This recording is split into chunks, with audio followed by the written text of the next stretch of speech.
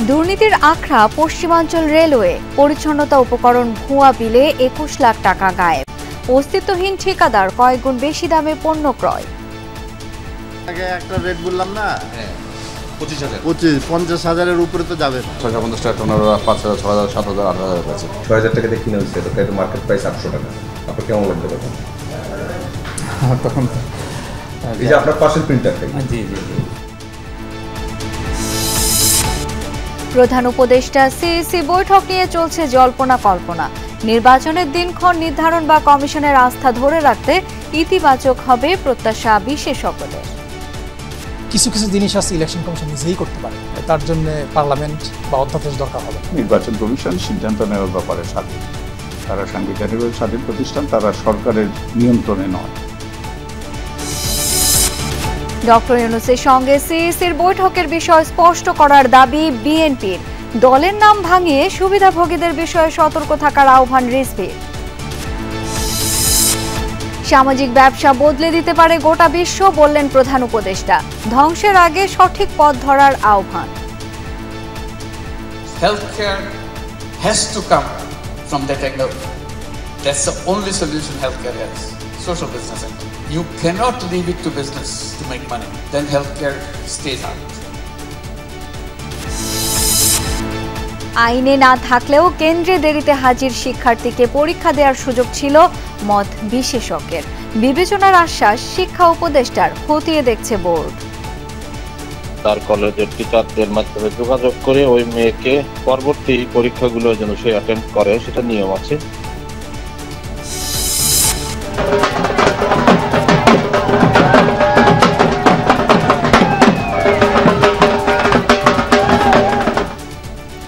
রথের দড়িতে পড়ল টান। আষাঢ়ের বর্ণিল উৎসবে মহাধুম, উল্টো রথে জগন্নাথের ফেরার অপেক্ষায় সনাতন ভক্তরা। ইরানের সাথে সংঘাতের পর আব্রাহাম অ্যাকর্ডসকে নজর ইসরায়েল ও যুক্তরাষ্ট্রের চুক্তি সম্প্রসারণের তোড়জোড়। হামাসকে নির্বাচনের শর্তে গাজায় আগ্রাসন বন্ধের পরিকল্পনা।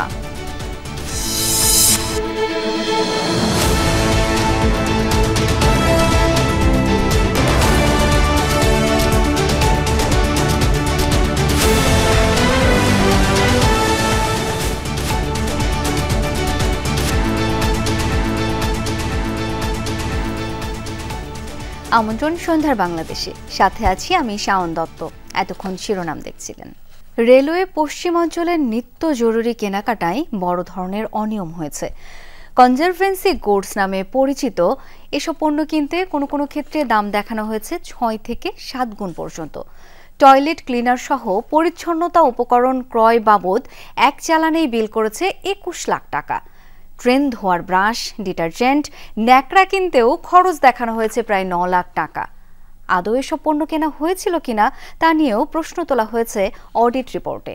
সরেজমিন ঘুরে দেখা গেছে যে ঠিকানা থেকে ঠিকাদার মাল সরবরাহ করেছেন বলে উল্লেখ করা হয়েছে, সেখানে ওই প্রতিষ্ঠানের কোনো অস্তিত্বই নেই। ইসমাইল হোসেন জনি ও তারেক মাহমুদ রাসেলের ক্যামেরায় আখলাকুস সাফার অনুসন্ধান।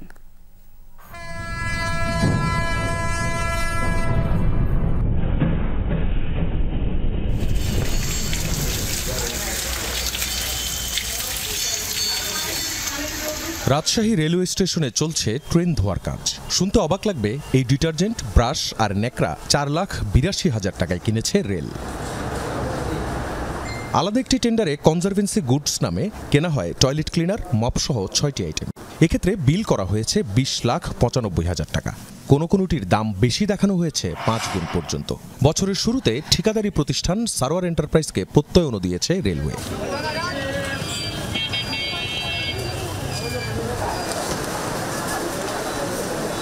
ঠিকানা ধরে রাজশাহীর আরডিএ মার্কেটের ওই 50 নম্বর দোকানের খোঁজে টিম যমুনা।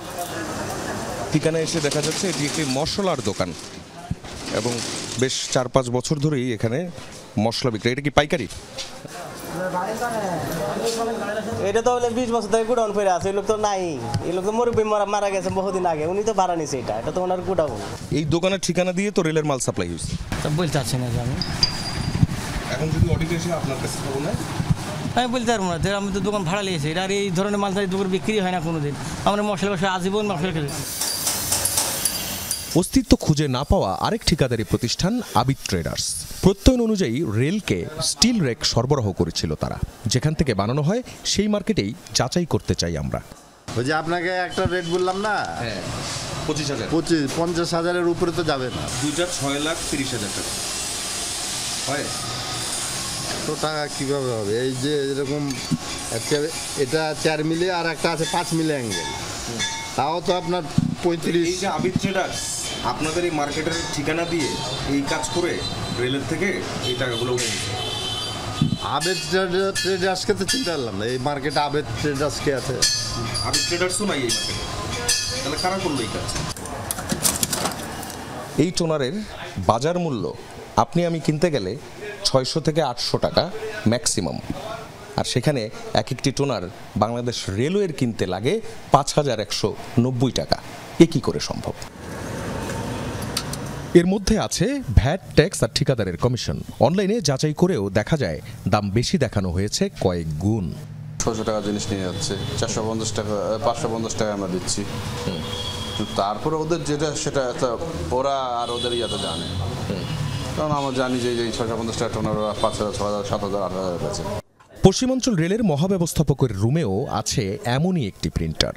6,000 টাকা দিয়ে কিনে হয়েছে, এটা মার্কেট প্রাইস 800 টাকা। আপনার কেমন লাগবে তখন? তখন তো এই যে আপনার পাশের প্রিন্টারটাই, জি জি জি, এটাই হয়েছে রেলে 500 টাকা জিনিস হয়তো ট্যাগ ভ্যাট ইয়াতে দিয়ে ম্যাক্সিমাম কত 800 টাকা তো 900 টাকা তো ম্যাক্সিমাম। হ্যাঁ, it does not mean it will go to up to 5,000। GM এর রুমেই ছিলেন সরঞ্জাম নিয়ন্ত্রক রাশেদ ইবনে আকবর। তিনি উল্টো সাফাই গাইলেন ঠিকাদারদের। যেটা অরিজিনাল আপনি ইসের সার্চ দিয়ে দেখেন ওই 5,000 টাকাই দাম। কথাটা বুঝছেন? এখন তো অনেকে বলবে, কিন্তু এখন অনেকে বলবে যে আমি অনেক কম দামে করি, তখন তারা করে নিচ্ছে। বেশি দামে পরিচ্ছন্নতা উপকরণ আর স্টিল রেক সরবরাহ করা দুই ঠিকাদারি প্রতিষ্ঠান SM এন্টারপ্রাইজ ও আবিদ ট্রেডার্সের মালিক আবার একই ব্যক্তি, নাম পলাশ। পলাশ ভদ্রলোককে চিনে না? চিনি। সে কত বছর ধরে কাজ করে? অনেক বছর, 6-7 বছর আছেই। একই ব্যক্তি, সে দুই জায়গায় দুই ঠিকানা দিচ্ছে এবং আপনার পাশের রুমে তার বাবা বসে আছেন। প্রতিষ্ঠানের ঠিকানা দেয়া স্টেশনের পাশে শেরওয়েল কলোনি, সেখানে নেই প্রতিষ্ঠানের অস্তিত্ব। খোঁজ খবর করে সাক্ষাৎ পাওয়া গেল পলাশের বাবা আর ম্যানেজারের। তো এটা তো বিল হয়ে গেছে অলরেডি, চেক হয়ে গেছে, কিন্তু এই কাজ আমরা করি না। দোকান অথবা ঠিকানা আছে কিনা লাইসেন্সের এগেইনস্টে? লাইসেন্সের এগেইনস্টে না, বাসার ঠিকানাটাই ঠিকানা। এটা আমি সাপ্লাই দিয়েছিলাম হুইল পাউডার 73 কেজি, 188 টাকা আমার দেওয়া রেট আর কি, ঠিকাদারি। সম্প্রতি প্রকাশ হওয়া অডিট প্রতিবেদনে বলা হয় 2020-21 অর্থ বছরে 3,000 টাকার সিসি ক্যামেরা কেনা হয় 22,500 টাকায়। 1,200 টাকার পানির ফিল্টারের রিপ্লেসমেন্ট কিট কেনা হয় 3,500 করে। 61,000 টাকার ফটোকপি মেশিন কেনা হয় 1,44,980 টাকা দিয়ে। 55,000 টাকার প্রজেক্টর কেনা হয় 99,500 টাকায়। 91,000 টাকার এসি 1,85,000 টাকা, আর 28,000 টাকার স্ক্যানার মেশিন কেনা হয় 37,000-এ। এখনকার মার্কেট প্রাইস হচ্ছে 850 টাকা। প্রশ্নের উত্তর দিতে গিয়ে উল্টো অডিটেরই বিশ্বাসযোগ্যতা নিয়ে প্রশ্ন তোলেন পশ্চিম রেলের কর্মকর্তারা। 6,500 এইটাই যদি আপনার ধরেন ডুপ্লিকেট কেনেন, আপনি যেটা বলতেছেন বাজারে 800-1,000 টাকা পাবেন। তাহলে অডিট কি তাহলে ওই যে ডুপ্লিকেট টাকা ধরছে? ওরা অনেক সময় কি করে ওই তাৎক্ষণিকভাবে বাজারে যায়, তো এখন কোথায় অরিজিনাল পাওয়া যায় কোথায় ডুপ্লিকেট তাদের হয়তো নলেজও থাকে না। ওদের কাজটা হচ্ছে এই যে একটা ডিপার্টমেন্টকে প্রেশারে ফেলা দেওয়া, যেন আমরা প্রেশারে ফেলে সঠিক কাজটা করি। ওই এক বছরেই চাহিদার বাইরে 1,28,90,000 টাকার অতিরিক্ত মালামাল কেনা হয়, যা উল্লেখ করা হয়েছে অডিট রিপোর্টে। এমনকি আদৌ এসব পণ্য কেনা হয়েছিল কিনা তা নিশ্চিত হতে পারেনি নিরীক্ষা দল।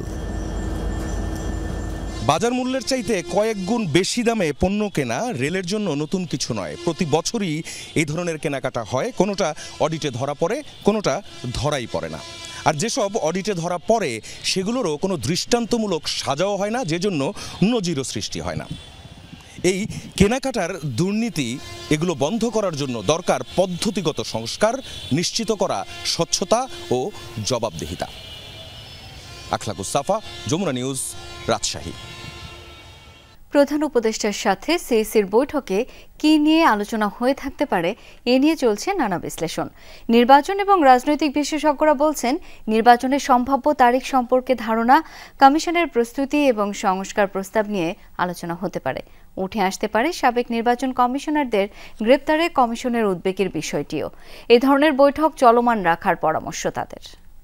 2025 সালের শেষ দিক থেকে 2026 সালের প্রথমার্ধের মধ্যে নির্বাচনের সময় নির্ধারণ করা যায়। ডিসেম্বর থেকে জুন, পরে এপ্রিলে নির্বাচনের ঘোষণা দেন প্রধান উপদেষ্টা, কিন্তু নির্বাচনের বিষয় স্পষ্ট নয় ইসি। বৃহস্পতিবার প্রধান উপদেষ্টার সাথে সাক্ষাৎ করেন প্রধান নির্বাচন কমিশনার। এ নিয়ে দ্বিতীয়বারের মতো তাদের সাক্ষাৎ। তারেক রহমানের সঙ্গে প্রধান উপদেষ্টার বৈঠক, নির্বাচন এগিয়ে আনার গুঞ্জন ও সাবেক নির্বাচন কমিশনারদের গ্রেফতারের মধ্যে এই বৈঠকের গুরুত্ব বেড়ে গেছে বহুগুণ। বিশ্লেষকদের ধারণা, বৈঠকে নির্বাচনের সম্ভাব্য তারিখ, কমিশনের প্রস্তুতি নিয়ে হয়তো তাদের মধ্যে আলোচনা হয়েছে। এই যে পরিস্থিতিটা উদ্ভব হয়েছে, তো এই পরিস্থিতি তো প্রত্যেকেই তার এক্সিট রোড খুঁজবেই, তার সেভ নিশ্চিত। আমার ধারণা যে এই পরিস্থিতিটাও তিনি ডক্টর মোহাম্মদ ইউনূসের সাথে শেয়ার করবেন।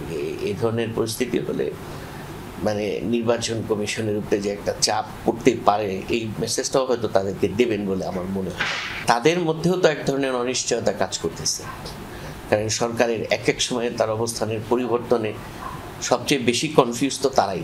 নির্বাচনটা কোন সময়ে হতে পারবে, হ্যাঁ, সেরকম একটা ধারণা তারা পেতে যাচ্ছে। সুষ্ঠু নিরপেক্ষ নির্বাচনের ব্যাপারে হয়তোবা সংস্কারের ব্যাপারেও আলাপ হতে পারে। নির্বাচন কমিশনের সাথে আলাপ আলোচনা করতে হবে। আলাপ আলোচনার মাধ্যমে অনেকগুলো বাস্তবায়ন করতে হবে, অনেকগুলো আইনে পরিণত করতে হবে। বলা দরকার, নির্বাচন কমিশন সিদ্ধান্ত নেওয়ার ব্যাপারে স্বাধীন। তারা সাংবিধানিকভাবে স্বাধীন প্রতিষ্ঠান, তারা সরকারের নিয়ন্ত্রণে নয়। প্রচুর রিকমেন্ডেশন আছে এবং কিছু কিছু জিনিস আছে ইলেকশন কমিশন নিজেই করতে পারে, তার জন্য পার্লামেন্ট বা অধ্যাদেশ দরকার হবে না। কিছু জিনিস আছে হয়তো ওই জিনিসগুলো কমিশন, প্রধান নির্বাচন কমিশন বলে থাকতে পারে। প্রধান উপদেষ্টার সাথে সিইসির বৈঠককে সাধুবাদ জানিয়েছেন এই বিশেষজ্ঞ। বলেন, এই বৈঠকটি আরও আগেই হওয়ার দরকার ছিল। ওনারা যখন দায়িত্ব নিলেন তারপর অথবা যখন ঐক্যমত কমিশন গঠিত হবে তারপর এই আলোচনাটা হলো, মানে সরকারের পক্ষ থেকে কমিশনের কাছে যেটা মেসেজ যেত, হ্যাঁ, কীভাবে কাজ করবেন, কিভাবে এই সংস্কারের যে সুপারিশগুলো আছে সেগুলো ইলেকশন কমিশন কিভাবে বাস্তবায়নের দিকে ধাবিত হবে, এই কাজটা আগে করলে আরও সুন্দর হতো।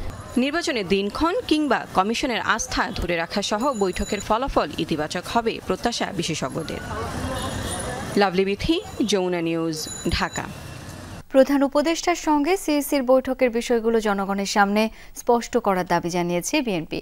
স্থায়ী কমিটির সদস্য সালাউদ্দিন আহমদ সাংবাদিকদের বলেন, ওই বৈঠকে ফেব্রুয়ারিতে জাতীয় নির্বাচন নিয়ে আলোচনা হয়েছে বলে ধারণা তার দলের। এদিকে সিনিয়র যুগ্ম মহাসচিব রুহুল কবির রিজভী বিএনপির নাম ভাঙিয়ে চলা সুবিধাবাদী গোষ্ঠীর বিষয়ে সতর্ক থাকার আহ্বান জানিয়েছেন। সকালে নয়াপল্টনের ভাসানী মিলনায়তনে রথযাত্রা উপলক্ষে পূজা উদযাপন ফ্রন্ট ঢাকা মহানগর আয়োজিত আলোচনা সভায় যোগ দেন বিএনপির সিনিয়র যুগ্ম মহাসচিব রিজভী আহমেদ। বলেন, আয়কর বিভাগ সহ সরকারি বিভিন্ন দপ্তরে আন্দোলনের নামে যারা নৈরাজ্য করে তারা বিএনপির কেউ নয়। ইনকাম ট্যাক্স, এইখানে একজন ব্যক্তি বিএনপির নাম ভাঙিয়ে আন্দোলন করছেন, এই আজকে চেয়ারম্যানকে সরাবেন, কালকে এই করবেন, এটা কেন? তাকে কে দায়িত্ব দিবে? আমি তো সিনিয়র যুগ্ম মহাসচিব, আমি তো জানি না। আয়োজনে ফ্যাসিবাদী আমল যেন আর দেশে ফিরে না আসে সেই প্রত্যাশার কথাও বলেন রিজভী আহমেদ।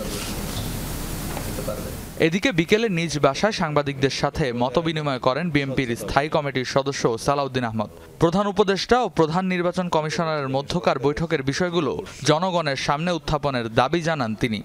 সবাই এখন আমরা ধারণা করে নিচ্ছি, মানে প্রধান উপদেষ্টা হয়তো তার মেসেজটি প্রধান নির্বাচন কমিশনারকে জানিয়েছেন ফেব্রুয়ারি 2026-এর প্রথমার্ধে রমজান শুরু হওয়ার আগের সপ্তাহে নির্বাচন অনুষ্ঠানের জন্য প্রস্তুতি গ্রহণের বিষয়ে।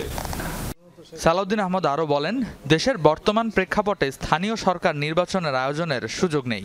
যেহেতু প্রকিউরমেন্ট প্রসিডিওর অনেক আগেই শুরু হয়ে গিয়েছে এবং সমস্ত প্রস্তুতি সম্পন্ন করার জন্য তারা সকল কিছু কার্যক্রম গুছিয়ে এনেছেন, সেই হিসাবে বলা যায় যে সেপ্টেম্বর এনাফ টাইম তারা যেভাবে বলছে গুছিয়ে আনার জন্য। বিএনপি নেতাদের প্রত্যাশা, নির্বাচন নিয়ে নিরপেক্ষতা বজায় রাখবে অন্তর্বর্তীকালীন সরকার। রেদওয়ান আহমেদ, যমুনা নিউজ, ঢাকা। দেশে প্রথমবারের মতো বড় পরিসরে পালিত হলো সামাজিক ব্যবসা দিবস। এই উপলক্ষে এক অনুষ্ঠানে যোগ দিয়ে প্রধান উপদেষ্টা ডক্টর মোহাম্মদ ইউনূস বলেন, সামাজিক ব্যবসা বদলে দিতে পারে গোটা বিশ্ব। দান অনুদান নয়, স্বাস্থ্যসেবা নিশ্চিতে সামাজিক ব্যবসায় একমাত্র উপায়। এবার দিবসটির প্রতিপাদ্য ধরা হয়েছে সবার জন্য স্বাস্থ্যসেবা নিশ্চিতকরণে সবচেয়ে কার্যকর পথ হল সামাজিক ব্যবসা। সাংস্কৃতিক অনুষ্ঠানের মধ্য দিয়ে সাভারের সোশ্যাল কনভেনশন সেন্টারে শুরু হয় 15তম সামাজিক ব্যবসা দিবস। প্রধান অতিথি অন্তর্বর্তী সরকার প্রধান ডক্টর মোহাম্মদ ইউনূস। 2 দিনব্যাপী এ আয়োজনে যোগ দিয়েছেন 38টি দেশের সামাজিক ব্যবসায় জড়িত প্রায় 1000 নেতা ও উদ্যোক্তারা। নিজেদের ভেন্যুতে প্রথমবারের মতো এ দিবস পালনকে পারিবারিক মিলন মেলা বলে উল্লেখ করেন doctor Mohammad Yunus. It's a gathering of family members. So we're here as family members, not outsiders.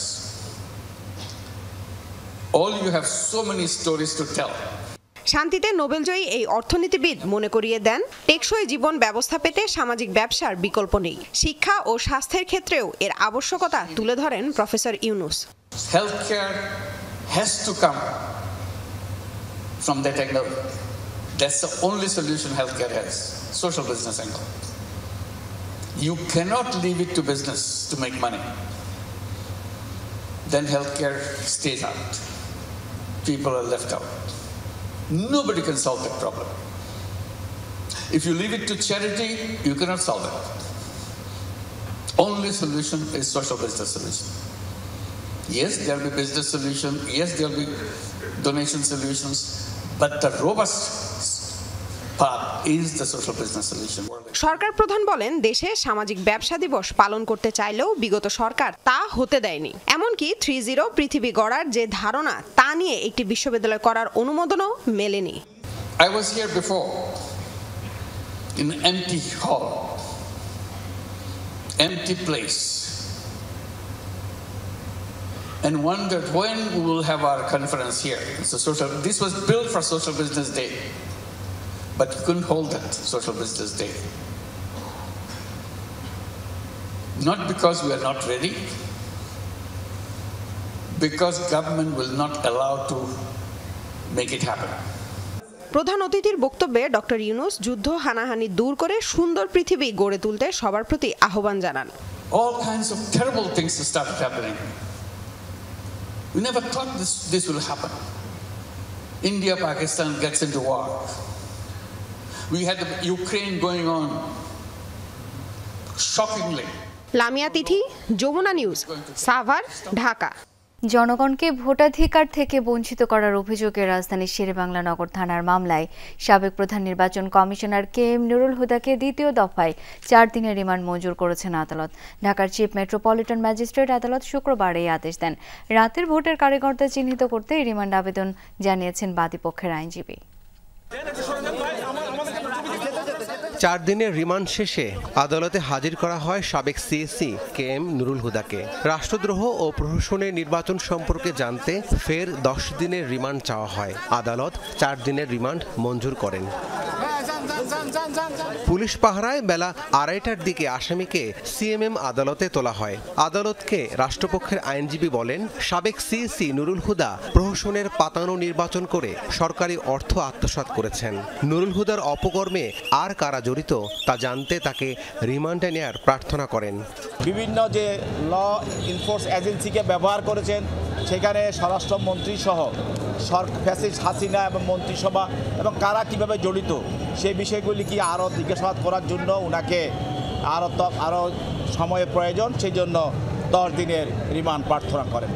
তাদের পক্ষে তাদের আইনজীবী ছিলেন, আইনজীবীরা রিমান্ড বাতিলপূর্বক জামিনের প্রার্থনা করেন। তবে আসামির পক্ষের আইনজীবীরা রিমান্ডের বিরোধিতা করে জামিন চান। এই জায়গায় 2টা ধারা আছে, একটা রাষ্ট্রদ্রোহ আর একটা হচ্ছে 120B, যেটা ক্রিমিনাল কনস্পাইরেসি যেটা বলা আছে। এই 2টা ধারার জন্য একেবারে আইনের স্পষ্ট বিধান হচ্ছে গভর্নমেন্টের স্যাংশন লাগবে এবং ডিসি সাহেবের কাছ থেকে অনুমতি নিয়ে এই মামলা দায়ের করতে হবে। সরকারের পক্ষে একজন ব্যক্তি বা ব্যক্তির পক্ষে এই মামলা দায়ের করার আইনগত সুযোগ। এদিকে একই মামলায় সাবেক CSC কাজী হাবিবুল আউয়াল 3 দিনের পুলিশ রিমান্ডে রয়েছেন। রাবি সিদ্দিকী, যমুনা নিউজ, ঢাকা। এইচএসসি পরীক্ষায় রাজধানীর বাংলা কলেজ কেন্দ্রে এক শিক্ষার্থীকে দেরিতে আসায় পরীক্ষা দিতে না দেয়ায় বিতর্কের সৃষ্টি হয়েছে। 1980 সালের পাবলিক পরীক্ষা আইনে পরীক্ষার্থীকে কেন্দ্রে ঢুকতে না দেওয়ার বিষয়টি বৈধ হলেও ঘটনা বিবেচনায় তাকে পরীক্ষা দেওয়ার সুযোগ ছিল বলে মত অনেকের। শিক্ষা গবেষকরা বলছেন, অপব্যবহারের সুযোগ বন্ধ করে পাবলিক পরীক্ষা আইন মানবিক করা যেতে পারে। আলামিন হক অহনের রিপোর্ট। এইচএসসি ও সমমান পরীক্ষা সুন্দর নকলমুক্ত করার জন্য পাবলিক পরীক্ষা আইন মেনে 33টি জরুরি নির্দেশনা দেওয়া হয়েছে প্রতিটি কেন্দ্রের ভারপ্রাপ্ত কর্মকর্তাদের জন্য। সরকারি বাংলা কলেজের যে কর্মকর্তা আছেন তার জন্য সেই একই নির্দেশনা। 14 নম্বরে বলা আছে, পরীক্ষা শুরু 30 মিনিট পূর্বে পরীক্ষার্থীকে পরীক্ষা কক্ষে অবশ্যই প্রবেশ করানোর ব্যবস্থা গ্রহণ করতে হবে। এই সময়ের পর কেন্দ্রে পরীক্ষার্থী আসেন তাহলে ভারপ্রাপ্ত কর্মকর্তা বিশেষ বিবেচনায় রেজিস্টার খাতায় রোল নম্বর ও অন্যান্য তথ্য লিখে তাকে পরীক্ষায় বসানোর ব্যবস্থা করতে পারেন। সেক্ষেত্রে তার সেই রোল নম্বর এবং অন্যান্য তথ্য পরে পরীক্ষা শেষে কেন্দ্রে পাঠাতে হবে। এই বিষয়টি নিয়ে কি বলছেন পরীক্ষা সংশ্লিষ্টরা? 9:30টায় পরে যদি আসে সেই ক্ষেত্রে কারণ লিপিবদ্ধ করতে হবে। শুরু হয়ে যাওয়ার পরের কথা না, তার অ্যাক্সিডেন্ট হতে পারে, অনেক কিছু হতে পারে। এটা অনেক সময় আমাদের বলা থাকে, অবস্থা বুঝে ব্যবস্থা নেবেন।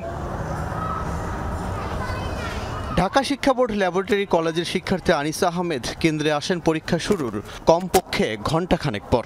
বাবাহারা এই শিক্ষার্থী জানান, সেদিন সকালে তার মা গুরুতর অসুস্থ হন। অসুস্থ মাকে হাসপাতালে পৌঁছে দিয়ে পরীক্ষা কেন্দ্রে প্রবেশ করতেই এই বিলম্ব। সেদিন পরীক্ষা শুরুর 45 মিনিট পর পৌঁছানোয় কেন্দ্রে প্রবেশের সুযোগ পায়নি হবিগঞ্জের আরও এক শিক্ষার্থী। তার দাবি, অসুস্থতার কারণে তিনি সিলেটে মামার বাড়িতে ছিলেন। পথে বাসের যান্ত্রিক ত্রুটির কারণে দেরি হয়। পরীক্ষা দিতে না পেরে কান্নায় ভেঙে পড়েন ওই শিক্ষার্থীও। এই দুটি ঘটনায় মানবিক বিষয়টি বিবেচনায় নেওয়া যেত কি? তার কলেজের অধ্যক্ষর মাধ্যমে, তার কলেজের টিচারদের মাধ্যমে যোগাযোগ করে ওই মেয়েকে পরবর্তী পরীক্ষাগুলো যেন সে অ্যাটেন্ড করে, সেটা নিয়ম আছে। সেই ব্যাপারে তাকে মানসিকভাবে সাপোর্ট দেওয়ার ব্যাপারে কাউন্সিলিং করার দায়িত্ব দিয়েছি। তারা অলরেডি করছে, তার সাথে কথাও বলেছে। শিক্ষা গবেষকরা বলছেন, পরীক্ষা সুন্দর ও নকলমুক্ত করতে এই ব্যবস্থা। এমন ঘটনায় বিষয়টি বিবেচনায় নিয়ে পরীক্ষাকে আরো মানবিক ও সুন্দর করার সুযোগ আছে। তবে এর অপব্যবহার যেন না হয় সেটিও লক্ষ্য রাখা উচিত। সারা দুনিয়াব্যাপী ফর্মাল এডুকেশন এখন নন ফর্মাল মানে হলো ইনফর্মাল আর ফর্মালের মাঝামাঝি, মানে একটু সফট একটু কথা হলো ফ্লেক্সিবিলিটি রাখা। এটা চাইলেই পারে, নিয়ম নাই, নজির নাই, এগুলো কোনো কথা না। একটা ফ্রেমের মধ্যেই যতটুকু সম্ভব এটাকে নমনীয় পর্যায়ে নিয়ে আসা। এদিকে শুক্রবার প্রধান উপদেষ্টা প্রেস উইং থেকে গণমাধ্যমে পাঠানো এক বিবৃতিতে জানানো হয়, শিক্ষা উপদেষ্টা মানবিক বিবেচনায় আনিসার বিষয়টি গুরুত্বের সাথে দেখার কথা জানিয়েছেন। যদিও হবিগঞ্জের ওই পরীক্ষার্থীর ব্যাপারে কিছুই জানায়নি প্রধান উপদেষ্টার প্রেস উইং। আমিন হক অহন, যমুনা নিউজ, ঢাকা। বিশ্ব শান্তি ও মঙ্গল কামনায় সনাতন ধর্মাবলম্বীরা জগন্নাথ দেবের রথের চাকা ঘোরালেন। রথ টেনে নিলেন রাজধানী স্বামীবাগ থেকে ঢাকেশ্বরী মন্দির পর্যন্ত। 9 দিন পর ঢাকেশ্বরী মন্দির থেকে ফিরতি যাত্রা হবে স্বামীবাগ আশ্রমের উদ্দেশ্যে। স্বামীবাগ আশ্রম থেকে যাত্রা শুরু করে জগন্নাথ দেবের রথ। আন্তর্জাতিক কৃষ্ণ ভাবনামৃত সংঘের স্বামীবাগ আশ্রমে ধর্মীয় আচার শেষে শুক্রবার বিকেলে এই যাত্রায় যোগ দেয় হাজারো সনাতন ভক্ত অনুরাগী।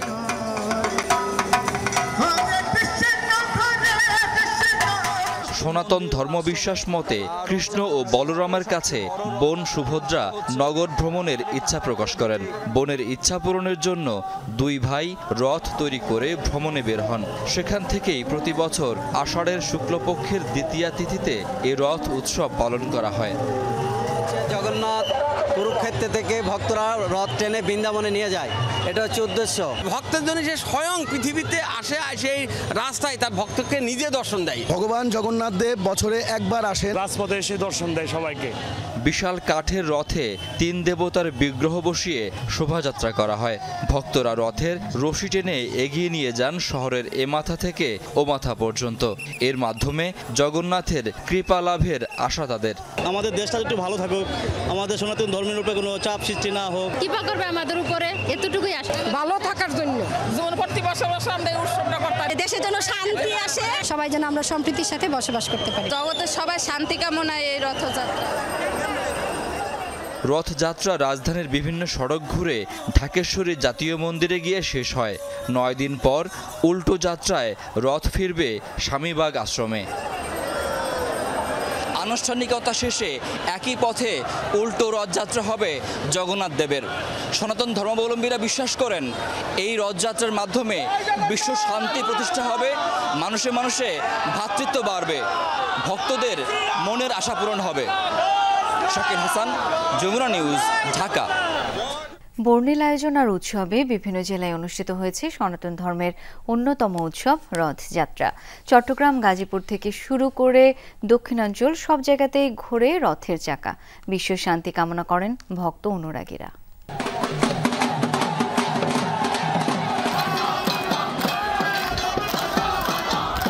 রথের দড়িতে পড়ল টান, আর শুরু হয়ে গেল ভাই বলরাম ও বোন সুভদ্রাকে নিয়ে জগন্নাথ দেবের যাত্রা। পুরাণ মতে শ্রীকৃষ্ণের আরেক নাম জগন্নাথ। দীর্ঘ বিচ্ছেদের পর কৃষ্ণের বৃন্দাবন প্রত্যাবর্তনের স্মরণেই এই আয়োজন। তাই আষাঢ় মাসের দ্বিতীয় শুক্লায় শুরু হয় এই রথযাত্রা। জগতের নাথ জগন্নাথ দেবের আবির্ভাব,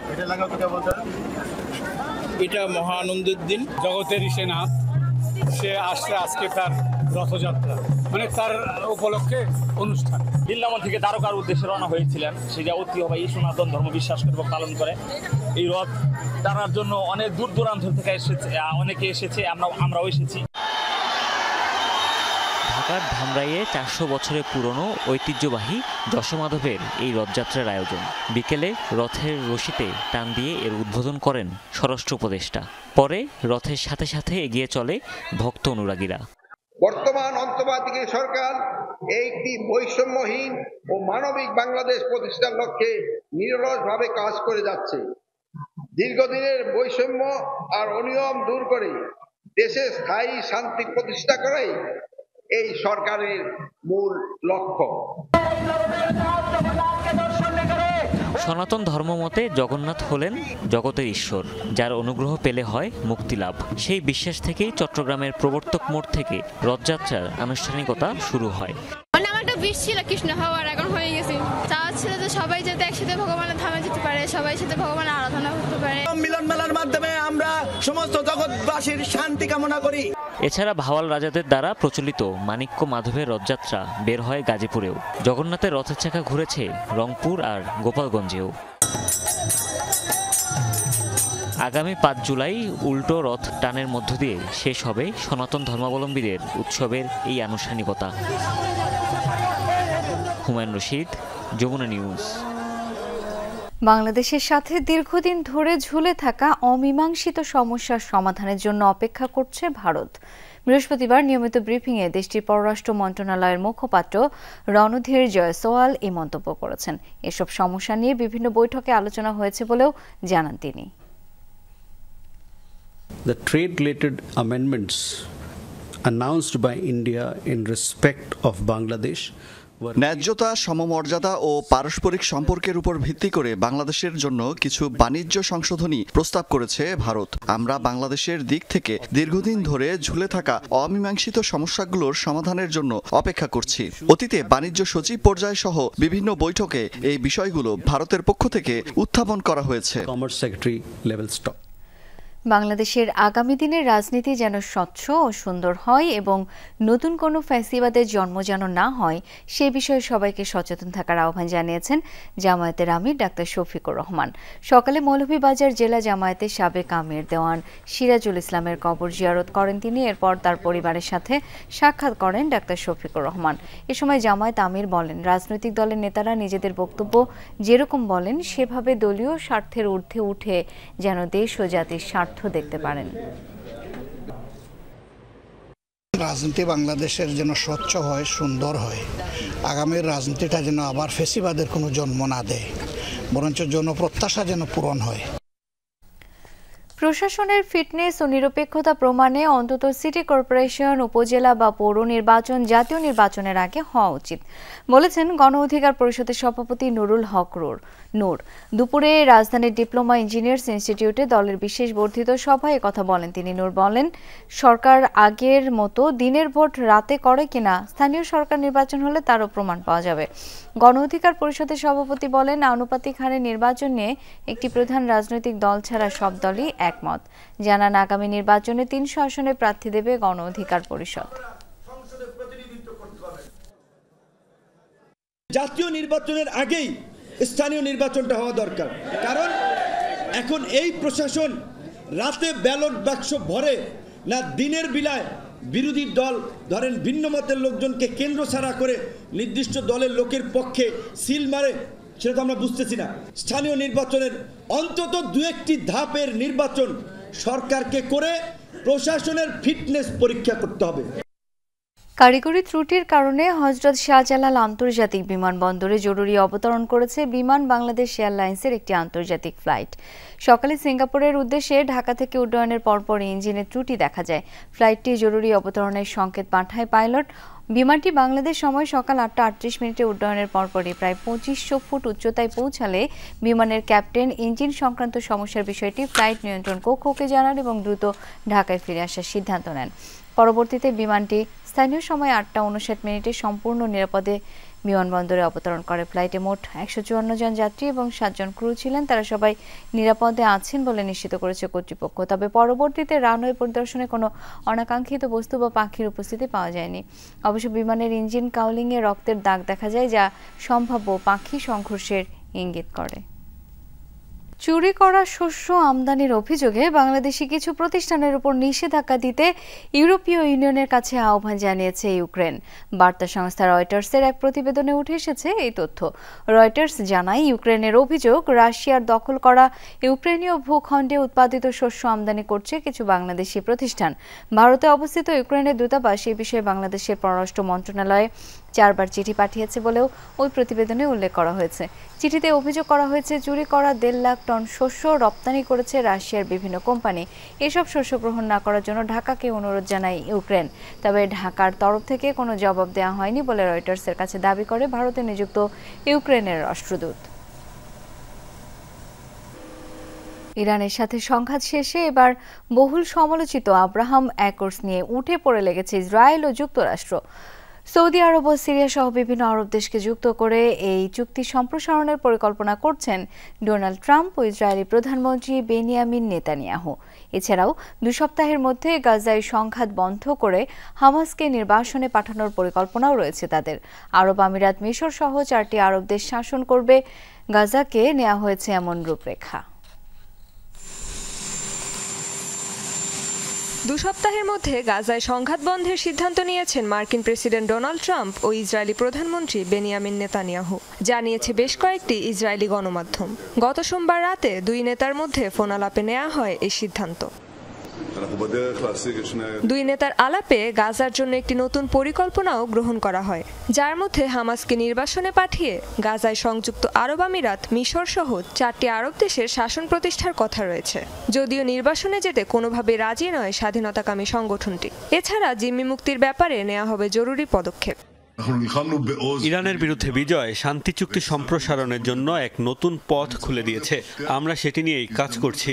জিম্মি মুক্তি ও হামাসের পরাজয়ের পাশাপাশি এটিরও একটি সুযোগ তৈরি হয়েছে, যা কোনোভাবেই হাতছাড়া করা উচিত নয়। সমালোচিত শান্তি চুক্তি আব্রাহাম অ্যাকর্ডের দিকেই ইঙ্গিত দিয়েছেন নেতানিয়াহু। সৌদি আরব ও সিরিয়ার সাথে কূটনৈতিক সম্পর্ক স্থাপনের মাধ্যমে এ চুক্তি সম্প্রসারণের পরিকল্পনা করছেন তিনি, যাতে সম্মতি রয়েছে মার্কিন প্রেসিডেন্টেরও। এ সিদ্ধান্ত মধ্যপ্রাচ্যে শান্তি ও স্থিতিশীলতা আনার ক্ষেত্রে গুরুত্বপূর্ণ ভূমিকা রাখবে বলে দাবি তাদের। ২ রাষ্ট্রভিত্তিক সমাধানে হামাসকে বিতাড়িত করার পর ফিলিস্তিনি কর্তৃপক্ষ গাজায় ফিরে আসুক, এমনটা চান মার্কিন প্রেসিডেন্ট ও কিছু আরব দেশ। কিন্তু মাহমুদ আব্বাস প্রশাসনকে ফেরাতে কোনোভাবে সম্মত নন নেতানিয়াহু। বলা হচ্ছে, পশ্চিম তীরের কিছু অংশে ইসরায়েলের সার্বভৌমত্ব স্বীকার করবে ওয়াশিংটন। বিনিময়ে শর্ত সাপেক্ষে ভবিষ্যতে ২ রাষ্ট্রভিত্তিক সমাধানে রাজি হবে তেল আবিব, যেখানে ফিলিস্তিনি কর্তৃপক্ষের সংস্কার একটি গুরুত্বপূর্ণ শর্ত হিসেবে বিবেচিত হবে। রেজবানা সাইমা, যমুনা নিউজ। এই ছিল আজকে সন্ধ্যার বাংলাদেশের আয়োজনে। এতক্ষণ আমাদের সাথে থাকার জন্য সবাইকে অসংখ্য ধন্যবাদ।